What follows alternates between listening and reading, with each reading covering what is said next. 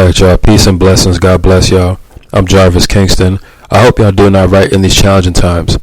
Now, today I want to discuss about a barren womb. Women that struggle with having children, or women that are not able to properly have children or whatnot, or women that deal with miscarriages, motherhood, and single mothers. I want to kind of talk about all these things in one because there's certain women that desire to be a mother or wanted to have children, but it's like their temples, their bodies won't allow them to. And certain women pray about it, and sometimes God grants it to certain women, and other times God won't allow that certain women to get that as well. So there's always different reasons for that. When you read the scriptures, especially in the Old Testament, like Hannah and certain type of women, Israelite women, sometimes they desired to have a child so bad that they would pray about it and cry out to God for it, because women wanted to be a mother very much. Women wanted to cater. Women wanted to have someone to look out for, And certain times, certain women will have a barren womb. But also in the Bible with Sarah, God didn't allow her to have a child until she was like 99, 100 years old. But that's just a whole different scenario for a different cause, But in today's world, there's certain women that tried to have children, or they just can't, And sometimes they have their tubes tied, or different types of things like that. Or sometimes their bodies just won't allow them to have it. And they have a barren womb. And any woman that's dealing with that, don't feel too bad about it. Don't feel too down on yourself about not being a mother or whatnot, If it's God's will for you, then let it be so. But if it's not, then don't trip too much about it. Be too hard on yourself over it. You know what I mean? Because when God doesn't allow something in our lives, it's for multiple reasons. You know what I mean? And we have to remember that God does care about us. God does have our best interests, and God knows what's best for us. Certain women that are mothers or whatnot, God allowed them to be that. God will allow them to have that. And you can't envy that or covet that or be jealous of that, And certain women, God just won't allow to have a baby because maybe it would probably be too much of a burden on the woman, or it would probably be too much to bear with. So everyone is different in the kingdom of heaven. Certain people, God will allow them to get married and have children. Then other people might be a single parent or a widow, or another person might not be married or not have kids. So everyone's different in the body of Christ. You know what I mean? But at the end of the day, everything has to be centered around God's will and God's purpose. We can't do things out of envy, jealousy, or competition, or trying to prove something. Everything we do, it has to be centered around God's will. And in these end times that we're in, y'all can see how hard parenthood is nowadays. Y'all see how hard motherhood is nowadays.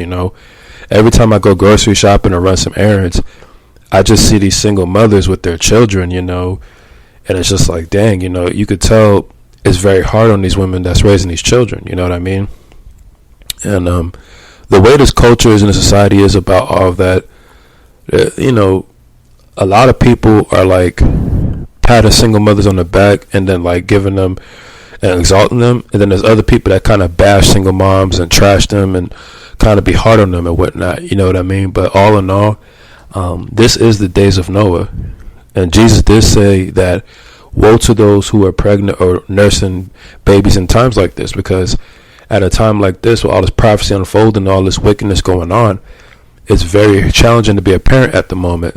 It's very hard to raise children in a society like this. It's very challenging to raise up some strong warriors in a generation like this. You know what I mean? With this pandemic going on and the economy going bad and the supply chain stuff going on, being a family person is very challenging right now, especially for middle class people. Middle class people are going through it the hardest, and it's just hard on everybody, man. Being a parent is not easy today at all. There's nothing easy or cheap about it. Everything's expensive. Everything's sacrificial. Everything is it's an everyday thing. It's a 24-hour thing.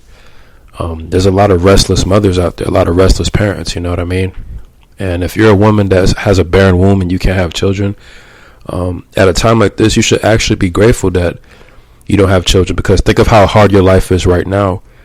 If you add a child to that, that's going to like double tripping the burden that you're already dealing with on your own, because now you got to look out for yourself and that child. You got to care for your mental health and that child's mental health as well. So that whole parenthood thing is a deep layered thing that they go through. It's very tiring, exhausting, and restless, and parenthood, motherhood, raising children. It's very challenging to raise kids out here, man. It's very challenging to raise children in these times, man. Putting them in school and daycare and all that stuff. It's a hassle. What you see right now is a lot of people overworking themselves just to survive, just to maintain, just to keep their head above the water, just to stay afloat. And a lot of things that we're doing is starting to go outdated, like 9-to-5 jobs, these routines we're having, college, all these things are starting to get outdated because this world is just moving way too fast. This world is advancing way too ahead of us. This technology and everything's just moving at such a fast pace that a lot of people can't keep up. They're basically they're pushing out the middle class. They're basically extinct now. So the living conditions for everybody is so hard and challenging, and it's so hard on family people. You know what I mean? You got all these single moms that are just like really going through it. I saw a news story not too long ago, like an article. It said that a single mother of two, she committed suicide because she had posted on Facebook about how hard it was to raise kids all by herself, and she was venting about it on Facebook, and then she ends up killing herself. Like, raising children is very stressful. It's very hard. It's very challenging. It's very difficult. And your mental health takes a toll. It's draining. It's exhausting. Your body is tired. You're just restless all throughout the time period. So I just want to pray for everybody out there that's a parent, all the fathers, all the mothers, all the foster parents as well. I mean, just anybody that's responsible for somebody. If you're like a guardian for someone, or you're just looking out for someone, or you're taking care of someone that's not even your own blood, I pray for you too. You know what I mean? Because that's not an easy thing to do in a time like this. And you got a big heart to want to keep going with that and doing that. You know what I mean? Because now you're not making it about yourself. You're making it about that person as well. So I really just want to give a big shout out, some prayers to y'all, man. Straight up. I know it's not easy, man. I'm single with no children, so and my life is already kind of challenging as it is. So I can only imagine how challenging it is to have a child and to constantly look out for that child, and to constantly have to do what you have to do and make sacrifices just to survive and live. Keep the bills paid, keep the rent going, keep the mortgage or what have you. I know it's challenging, you know what I mean? But you do what you got to do. I pray that in that situation you keep God first, and you allow the Lord to have his way with that as well, and that you put a lot of things that's out of your control in God's hands.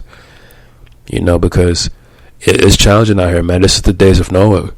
So any woman out there that has issues with pregnancy or having kids, don't feel too bad about that. If you had a miscarriage, or you can't deliver babies, or your tubes are tied, or you have a barren womb, don't feel too bad about that. Don't be hard on yourself about that. God is always in control. God always has our best interest. God always knows what's best for us, so we have to always put God first in everything we do, and make sure everything's centered around his will. This is the days of Noah, so all the family oriented stuff and parenthood stuff, God is going to place that basically on hold for certain people. Like certain people, God's not even going to allow that to happen, because the purpose and mission that God divinely has for that person may need to be single with no children, or that person may just be to themselves. It's one of those type of things where God may just make that person just have a companionship, and that's it. Because everyone has different missions and different objectives and different kind of goals or whatnot. So yeah, man, it's so hard out here, man. It's challenging, but I pray that y'all keep the Most High first, man. Like, for real. And then there's some people that have like baby mama, baby daddy drama, or they might have divorce conversations or divorce issues.